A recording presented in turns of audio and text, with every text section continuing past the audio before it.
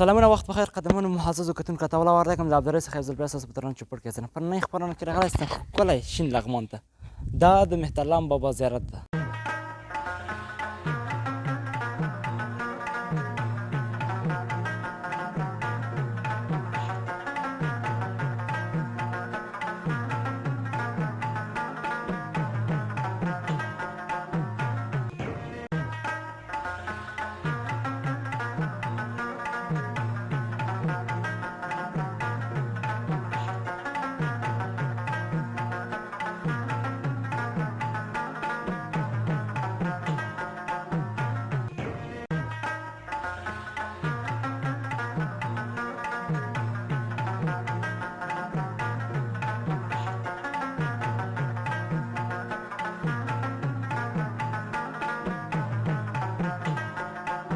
مونږ د مهترلام بابا زیارت ته راورسېدو.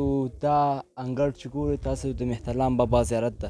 په انځور کې ګورئ هغه مهترلام بابا زیارت ده او شاته دا چلګزي بابا زیارت ده. زه د چلګزي بابا او مهترلام بابا زیارت ګورو. تاسو د مهترلام بابا او چلګزي بابا زیارت عکسونو څخه خوند واخلئ.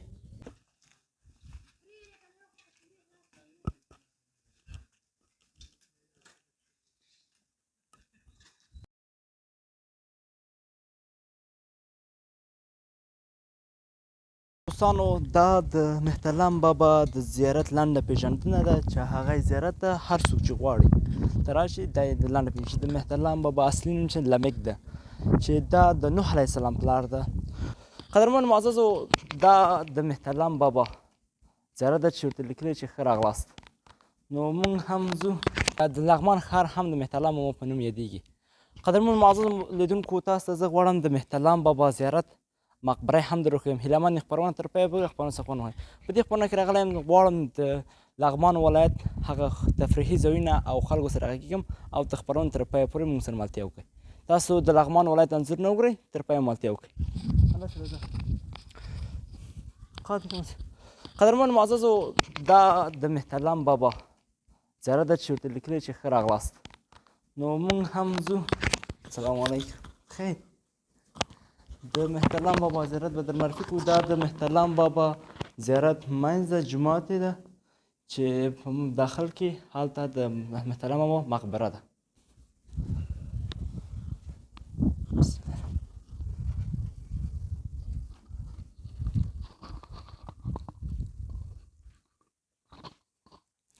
قدرمنو معززو لیدونکو دا د مهترلام بابا زیارت ده مقبره ده. څنګه چې تاسو ګورئ دا تقریبا ډېر زه نه پوهېږم چې ډېر لږ به راځي. مهترلام بابا چې اصلي نوم یې لمک دی د تاریخ پوهانو په وینا دا د نوح علیه السلام پلار دی. کله چې نوح علیه السلام په مصر کې ژوند کوو نو مهترلام بابا زیارت دا مقبره ګورئ ډېر اوږد ده. نام خود مهترلام بابا په خراسان کې ژوند کوو. سلطان محمود غزنوي د افغانستان فاتح چې دی په خوب کې ویني او د ګنبد جوړول امر کوي چې خوشبختانه په کال 1600 هجري قمري کې د ګنبد چارې سرته رسیږي چې د نن څخه تقریبا 908 کاله وړاندې د تعمیر د ګنبد د جوړولو کار سرته رسیږي چې تر ننه پورې په لغمان ولایت کې موقعیت لري. مهترلام بابا چې د لغمان ولایت ښار هم د دې په نوم مسمى شوی دی. خورا خلک د دې زیارت لپاره د ګوټ ځایونو څخه د دې د زیارت لیدلو لپاره او د زیارت کولو لپاره راځي چې د دې تر شا د چلګزي بابا زیارت هم موقعیت لري. د نوح علیه السلام پلار ده. دا یې لویه مقبره ده چې اکثریت خلک دلته د چکر لپاره راځي. د مهترلام بابا زیارت په انګړ کې دلته دکانداران ناست دي سودا کې دي نه پوښتنه کوي. سلام علیکم. وعلیکم السلام. خیر اوسئ. اول لیکه ځان معرفي کړئ. سمسور یم لغمان اوسېدونکی یم. سمسور جانه دلته څه شی خرڅوئ؟ دلته خجور دي جلبۍ ده بېدانه دغه شیان خرڅوي. خلک دلته څه شی خوښوي دی چې چکر ته ځي؟ اوس خو ګرمي ده دومره راغلی که خلک دا یخ شیان ډېر خوښوي. بوتلې ده یخې بوتلې دلته دغه زیارت کې خو ته اوسې کومه ورځ ډېر بیروبار اوسي؟ بیروبار یو د جمعې ورځ او د هفتې ورځ ډېر بیروبار وي. ډېر بیروبار. دا کوم ځایونه خلک راځي؟ دا ډېر مختلف ځایونه نه راځي. قندهار نه، هلمند نه، ننګرهار نه، کابل نه، هر ځایونه نه راځي. څومره وخت کېږي چې دلته د دوکانداري کې؟ ما خو اوس وخت شو چې راغلم د تقریبا شپږو میاشتې کېږي چې راغلم. ډېره مننه ورور خوشحاله اوسئ سلامت اوسئ. موږ د مهترلام بابا زیارت ولیدو. اوس یو بل زیارت ده چې په نامه د چلګزي بابا زیارت وي.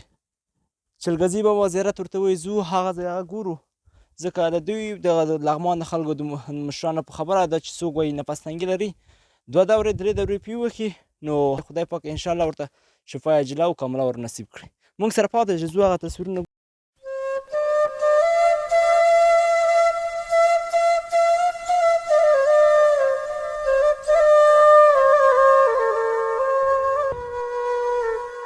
دا زیارت چې ګورئ دا په نامه د چلګزي بابا زیارت یادېږي چې هغه سره پورې ده.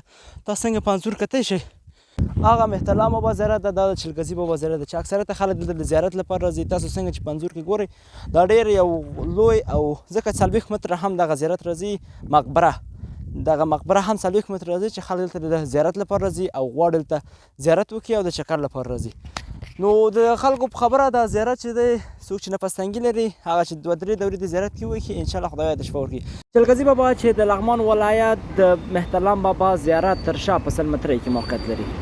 سیلانیان د چکر لپاره چې کله لغمان ولایت ته راځي د لغمان ولایت د تاریخي ځایونو څخه لیدنه کوي چې چلګزي بابا یو د هغه مشهورو ځایونو څخه ده چې اکثریت خلک دلته د زیارت کولو لپاره هر کال هر ورځ هر وخت راځي. دا موږ نننۍ خپرونه تر بیا چې زه عطاالله وردګ ستاسو په درانه چوپړ کې حاضرېږم. تاسو په لویه بخښونکي الله ژوند په ټول چارو کې بریالي اوسئ.